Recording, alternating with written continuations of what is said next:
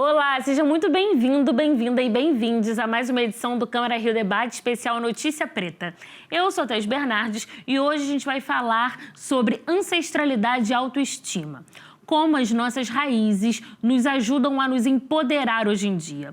Como nos ajudam a moldar até mesmo o nosso olhar sobre a beleza. É o que vamos ver no programa de hoje.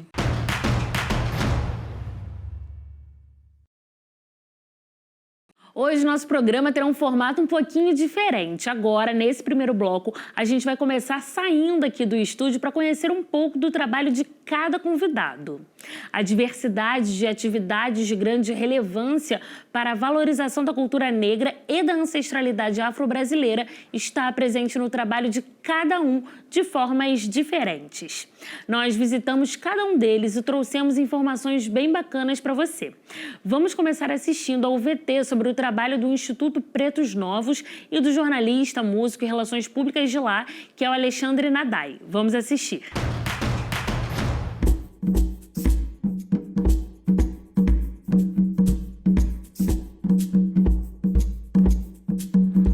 Oi, Thaís. Oi, vocês que estão em casa. Sou Alexandre Nadai, sou jornalista, sou relações públicas e também mídias sociais e cuido do conteúdo cultural aqui com toda a equipe do Instituto Pretos Novos. Vamos conhecer?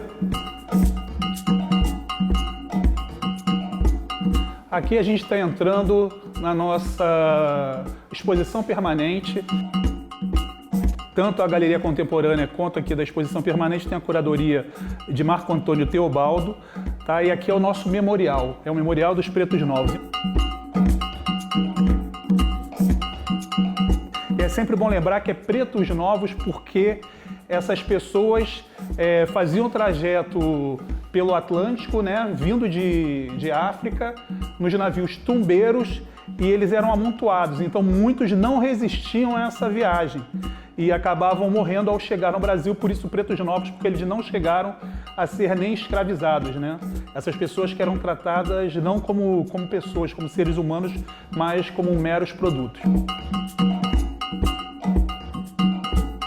Imagine você estar fazendo uma obra de ampliação da sua casa e de repente você encontra uma ossada. É isso que aconteceu aqui com o casal Mercedes e Petrúcio Guimarães dos Anjos. E é sempre bom a gente ressaltar esse trabalho da família Guimarães dos Anjos porque tira as camadas de invisibilidade desse holocausto que aconteceu aqui no Brasil. Ao descobrir, ao dar visibilidade a essa história, a gente está falando aí de reescrever um apagamento de mais de 160 anos, que foi o tempo que o cemitério ficou esquecido. A gente tem no Instituto os circuitos históricos de herança africana, onde a gente recebe toda terça, quarta e quinta escolas públicas. A gente também tem as nossas pós-graduações, onde a gente recebe educadores, professores. A gente tem também os nossos cursos de capacitação. A gente vai ter aí mais de 170 oficinas gratuitas online, para as pessoas que querem conhecer um pouco mais da história afro-brasileira. Essa é a função do Instituto Pretos Novos, trazer à tona toda essa história para as pessoas se reconhecerem, né?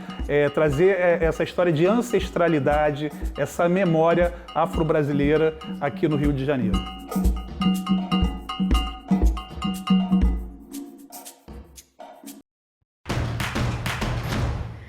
É isso aí, é muito bonito e essencial o trabalho do Instituto Pretos Novos na preservação do patrimônio africano e afro-brasileiro.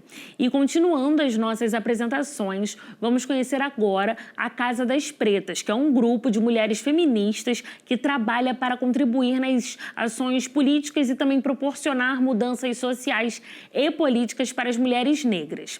Quem nos recebeu lá foi a cofundadora e coordenadora geral, que é a Edmeire Exaltação. A Edmeire também é pesquisadora e ativista em diversas áreas, incluindo gênero, sexualidade e feminismo negro. Vamos assistir o trabalho muito legal lá da Casa das Pretas. Olá, Thaís. Olá a todas e todos. Eu sou Edmeire Exaltação, sou uma das diretoras da Casa das Pretas, sou também uma das fundadoras. A Casa das Pretas é um espaço para mulheres negras aqui no Rio de Janeiro. Vamos lá conhecer um pouco do nosso trabalho?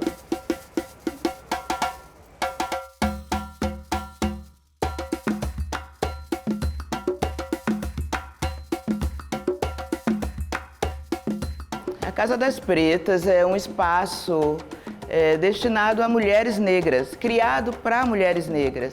É um projeto que já tem mais de 25 anos, fruto de uma ONG chamada Coisa de Mulher, criado por Neuza Pereira, uma feminista de referência aqui no Rio de Janeiro. E a Casa das Pretas representa a continuidade da sua luta. Toda nossa atividade, todo o nosso empenho é criar um espaço de acolhimento, de reflexão, de debate, sobre tudo relacionado às mulheres negras, de uma forma bem interseccional.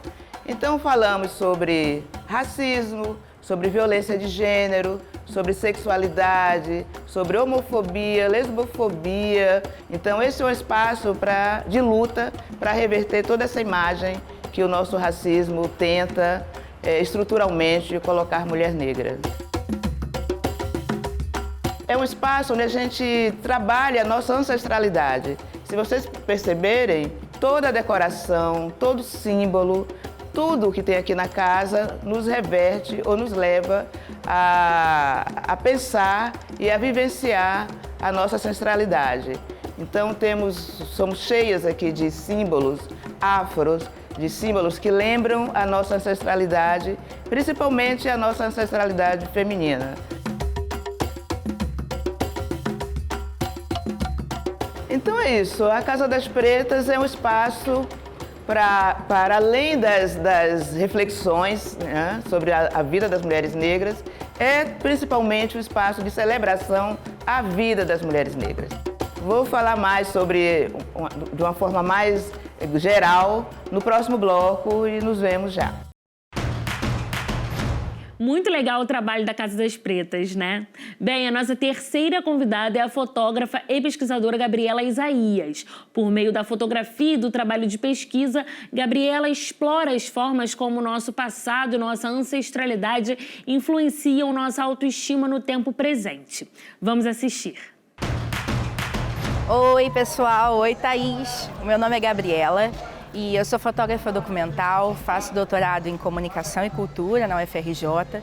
Também sou mestre pela mesma instituição. E, bem, hoje a gente está no Afrodai, que é um instituto cultural muito importante para mim e para a minha trajetória, de documentar afetos negros, de documentar a estética afrodiaspórica. E eu queria muito que vocês conhecessem esse local, que sediou a minha primeira exposição. Vem conhecer!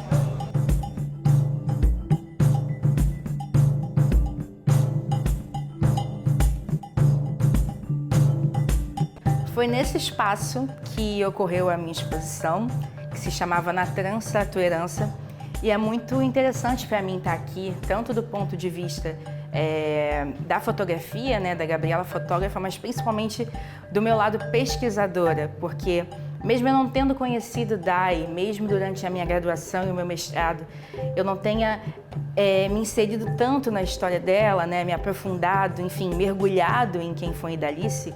Isso aconteceu depois, conhecendo filhos, enfim, familiares, amigos. E Dai foi a grande dama da beleza negra carioca, né? Se a gente olhar essas imagens, a gente olha que são muitas mulheres em uma, seja pelo cabelo, seja pelo modo de lidar. E a gente fica se perguntando, mas quem foi Idalice?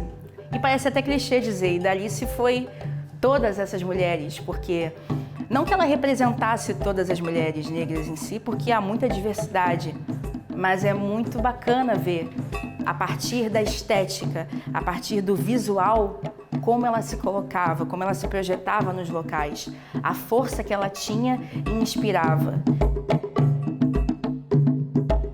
Hoje ter um espaço desse e poder ter fotos que falam da beleza negra, que falam, enfim, do orgulho, da autoestima de um povo tão marcado pelas violências diversas, psicológicas, estéticas, enfim, e físicas, é muito bacana, assim, para mim. O que mais me interessa na trança é a gente pensar como é uma forma de resistência. E resistência é uma palavra que hoje é usada tantas vezes que acho que a gente fica um pouco em dúvida sobre o que é, o que não é.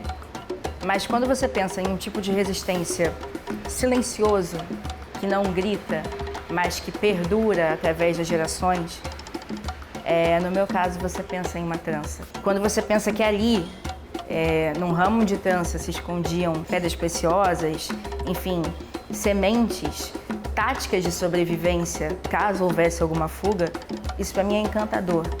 E o que são as tranças hoje? E aí eu vi que é a busca por uma raiz, por uma origem que ninguém sabe ao certo qual é.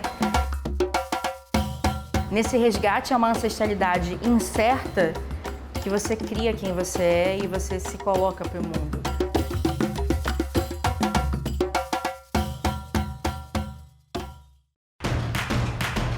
Agora o Câmara Rio Debate vai para um breve intervalo, mas não sai daí, porque na volta do segundo bloco vamos ter uma conversa bem legal com os nossos 3 convidados aqui no estúdio.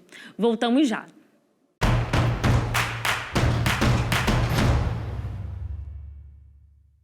O Câmara Rio Debate Especial Notícia Preta está de volta hoje falando sobre autoestima do povo negro. E antes da gente começar a nossa conversa, vamos assistir o que a população tem a dizer sobre o enfrentamento ao racismo no dia a dia e como ela lida com a sua autoestima diante de tanto preconceito. Eles te encorajam a nunca assumir o seu cabelo, o seu jeito, que você tem valor, né? Eu acho que isso, nesse sentido, isso é essencial, né? Assumir a cultura, os nossos traços raciais, se considerar bonito, isso é essencial mesmo. Eu tenho uma filha negra e uma branca. Então, quando eu saía na rua com as crianças, era visto só a branca. A negra passava despercebida. E a negra era linda, tinha o cabelo cacheadinho, só que ninguém via. Eu acho que quando a pessoa quer ver o negro de uma forma discriminatória, não tem penteado certo. A nossa autoestima é afetada por conta disso, né? O racismo está em todos os lugares. O meu cabelo foi muito importante para mim ter oportunidades de poder mostrar para outras pessoas que a sociedade não pode ser hermeticamente fechada e não enaltecer a sabedoria dos negros, o estilo, né? Isso tudo faz parte da identidade cultural do negro, né, na sociedade. O negro tem que ser muito resistente, inclusive no seu estilo, para mostrar de onde que vem, de realmente de onde que o Brasil tem que dar oportunidades para as pessoas que são da nossa cor, né? Com muito orgulho eu sou negro. É interessante, né, quando ele fala que o nosso corpo é político. E antes da gente começar esse nosso bate-papo aqui, gostaria de desejar boas-vindas a todos vocês e vou direcionar minha pergunta a você, Edmeire. O nosso corpo, ele é de fato político? E como que ele é político? Então, totalmente político. Isso vem desde o início, o relato da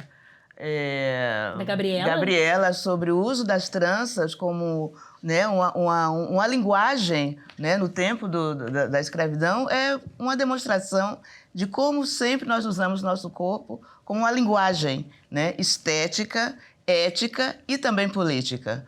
Né? Eu acho muito interessante, fico muito feliz quando eu vejo a juventude hoje com seus cabelos enormes, com suas tranças, seus rastas, né? E isso não é só estética, isso é uma linguagem para dizer, olha, eu estou aqui, eu existo e me aceite do jeito que eu sou, mesmo sabendo que a gente tem uma sociedade que rejeita totalmente o nosso corpo, a nossa estética e que nos nega. Então, é político nesse sentido. E várias outras gradações, né, que o nosso corpo expressa e que a sociedade criou armadilhas para nos negar, como a questão do colorismo também, da nossa, né, várias paletas de cores.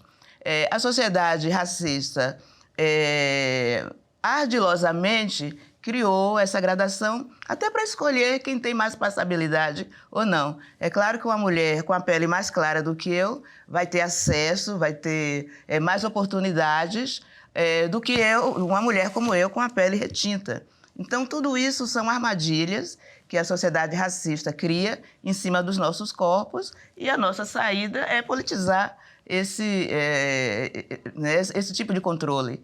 Né? E o nosso corpo está aí falando. São nossas roupas, nossos cabelos, né? Nossas pinturas, nossa arte.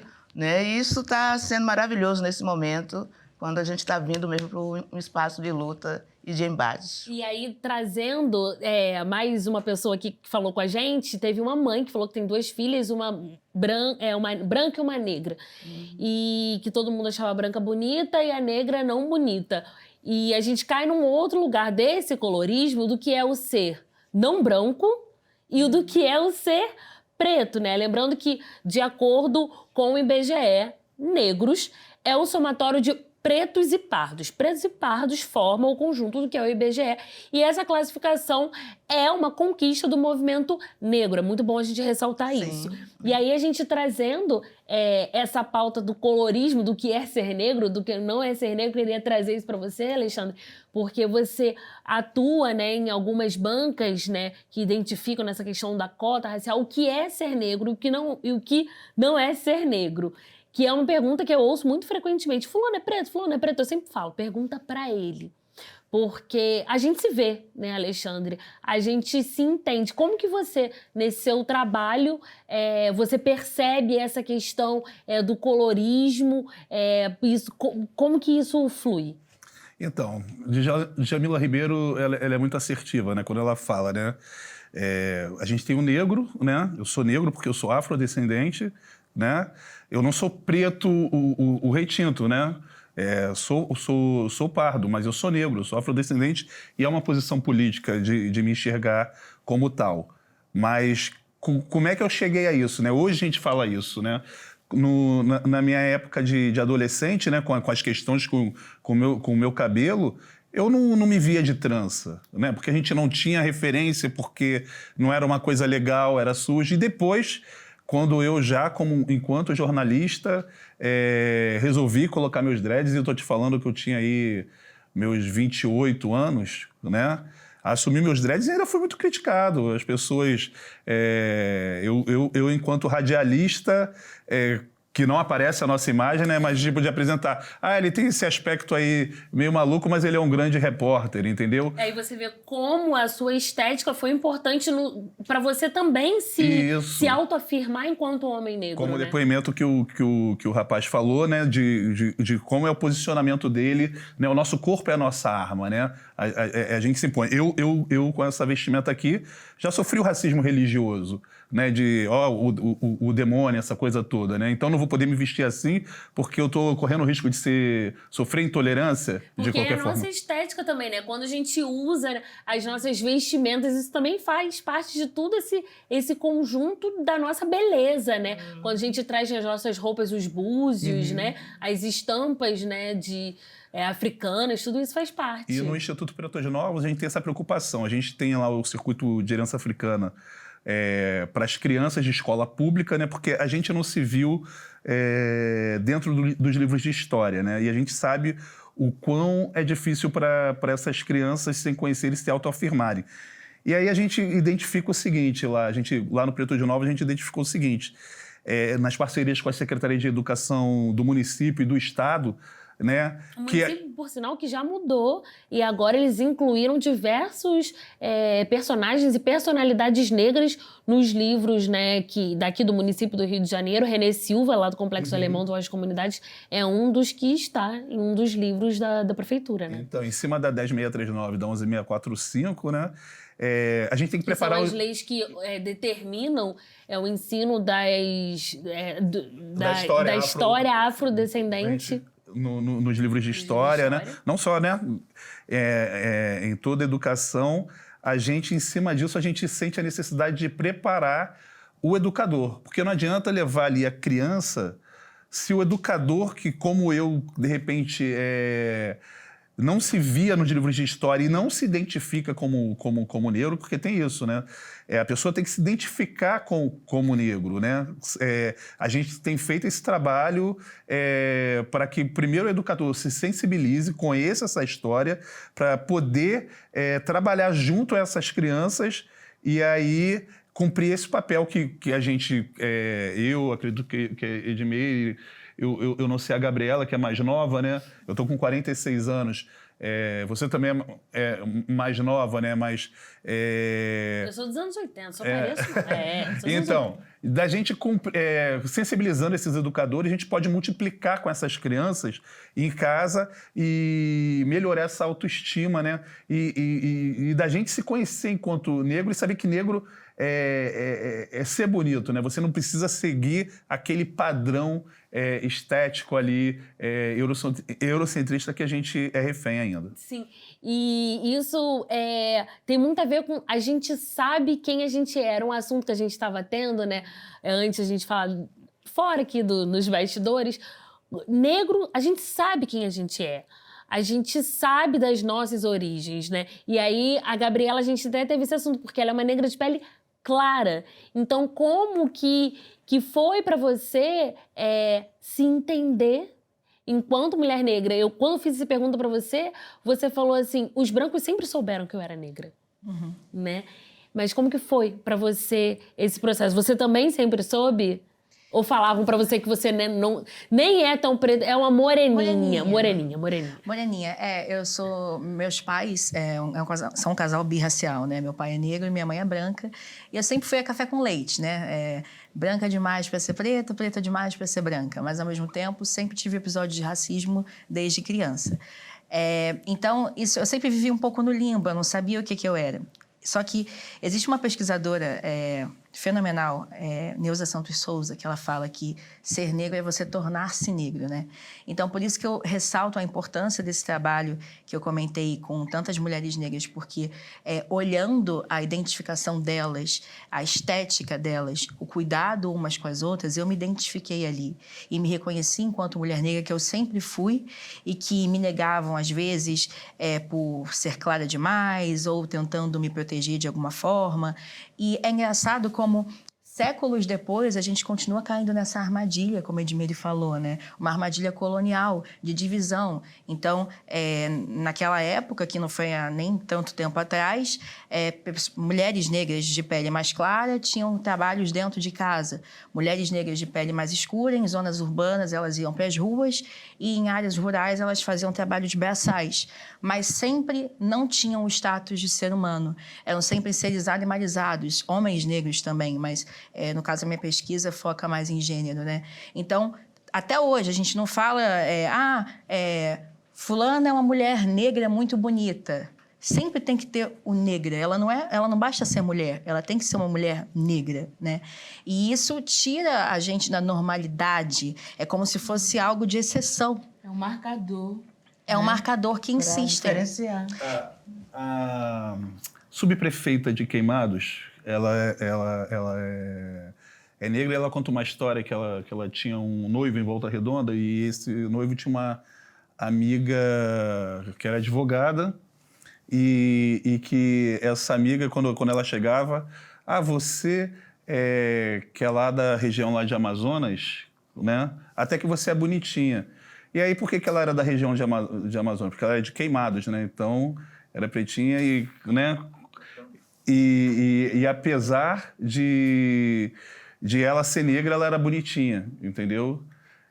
A gente tem sempre esse adjetivo, né, negro? Tipo, a jornalista negra, a médica negra, né? O negro, ele vem sempre... Parece que é meio para eles dizerem, olha, você é esse lugar aqui, né? Isso de meio. Marcadores mesmo para criar essa... Na verdade, termina sendo uma frase que te exclui. Olha, você é médica, mas lembra que você é negra. Você está fora do seu lugar, né? E essa pergunta que você fez para o Alexandre, eu acho ela muito provocativa, porque existe no Brasil ainda todo um processo de embranquecimento.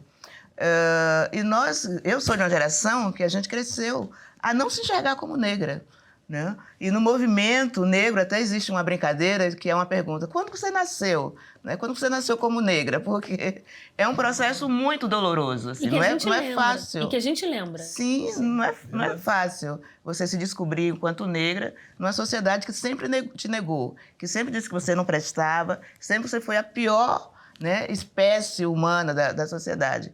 Então, é um processo muito doloroso você se descobrir negra ou negro e começar a se achar bonito, começar a se curtir. né? E, infelizmente, isso também está mudando, né? Acho que já tem uma geração que tem um maior orgulho, né, já nasce negra, né? São os meus filhos, os filhos da minha geração. E isso tem um sentido político, né, muito importante para essa sociedade. O mercado financeiro, espertamente, já percebeu isso e tem aproveitado um pouco dessa imagem nas propagandas, né, nas novelas. Eles perceberam que negros consomem. Né? Somos consumistas. Mas, ao mesmo tempo, armadilha, porque aquilo que aparece na imagem não corresponde à nossa realidade. Nós ainda continuamos penando muito para colocar nossos corpos, né, e nossa pele, nossa beleza no lugar que nós merecemos. E é por isso que é interessante também pensar que a identidade negra, é óbvio que cada um, né, tem as suas individualidades, mas é uma identidade coletiva a partir do momento em que um encoraja o outro, né? É quando um usa um cabelo natural. E eu queria só fazer um parênteses, que eu acho que o cabelo natural e o cabelo alisado, né, existe essa polêmica, não é marcador de uma consciência racial, né? A Assata Shakur, que foi uma das grandes panteras negras dos Estados Unidos, ela já falou isso, que às vezes uma pessoa com o cabelo alisado pode ter uma consciência racial muito mais profunda, estudos até muito maiores do que uma pessoa que usa um cabelo black power natural e que é maravilhoso, mas que não tem pela moda. Então, mas ao mesmo tempo, é interessante pensar isso, de que como o corpo, que a gente está falando aqui o tempo todo, né, ele é um marcador do racismo, porque a partir dele que eu vejo diferente e que eu rechaço diferente, eu não o reconheço como tal, é também o corpo que funda as grandes culturas africanas. E é todo um processo, é como se fosse um ciclo que a gente inconscientemente volta. Então, eu tive a felicidade de entrevistar ainda em vida o Januário Garcia, que foi um grande fotógrafo que documentou vários momentos importantes do movimento negro. E ele falou que, enquanto na Europa o branco fala, né, aquela lógica cartesiana, eu penso, logo existo, em África você diz, eu danço, sinto, penso, logo eu existo. Então, o meu corpo sou eu. Eu não tenho a minha alma e o meu corpo. A minha alma é o meu corpo, eu sou a minha alma. É uma totalidade. É uma totalidade. E cada vez mais com os movimentos e os incentivos e a moda, a estética, a política, a cultura e tudo isso que anda junto, a gente está resgatando, né, essa cultura e essa filosofia. Eu acho isso super importante e muito legal, assim, mágico, na verdade. Pessoal, a gente está encaminhando aqui para o final do nosso programa. Vamos passar as considerações finais, começando por você, Gabriela. Deixa aí a sua mensagem. Eu estou muito agradecida por estar aqui com pessoas tão especiais, interessantes, debatendo um assunto antigo, mas tão atual, tão necessário, né? E tem uma frase que eu gosto muito que diz que nessa diáspora negra que nós vivemos, os encontros não são por acaso, e eu gosto muito de pensar isso.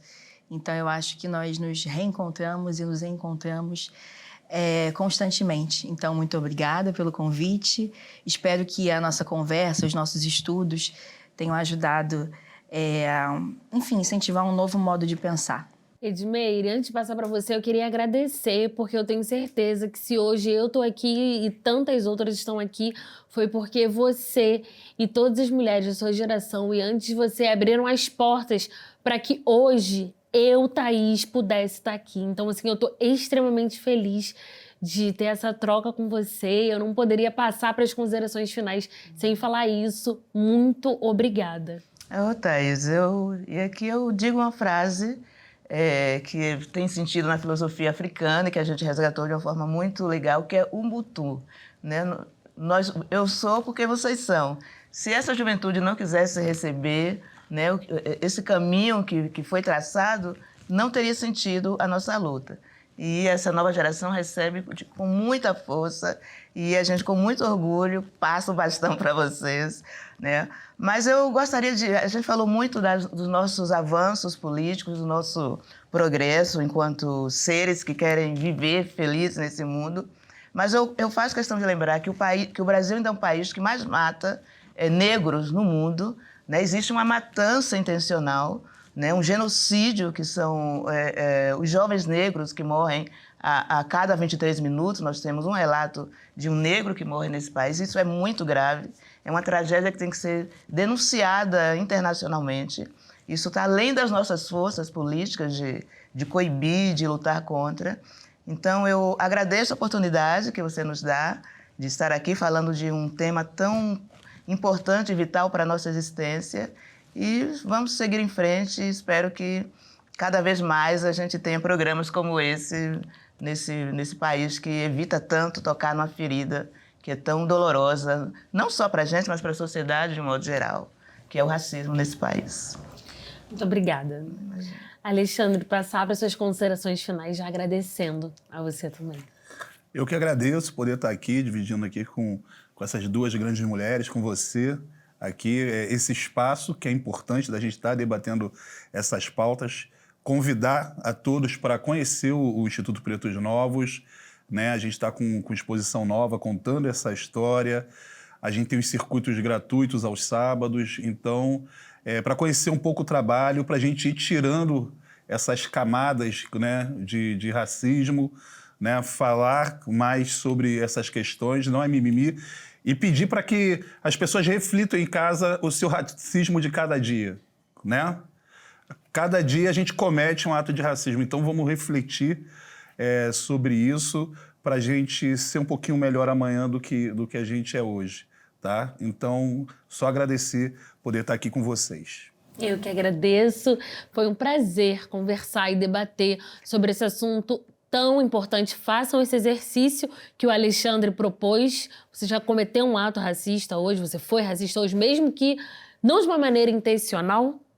E eu agradeço a presença de todas, todos e todas aqui no programa. Obrigada a você aí de casa pela audiência. Você também pode acompanhar o conteúdo desse programa e muitos outros nos podcasts da Câmara, na sua plataforma de áudio favorita.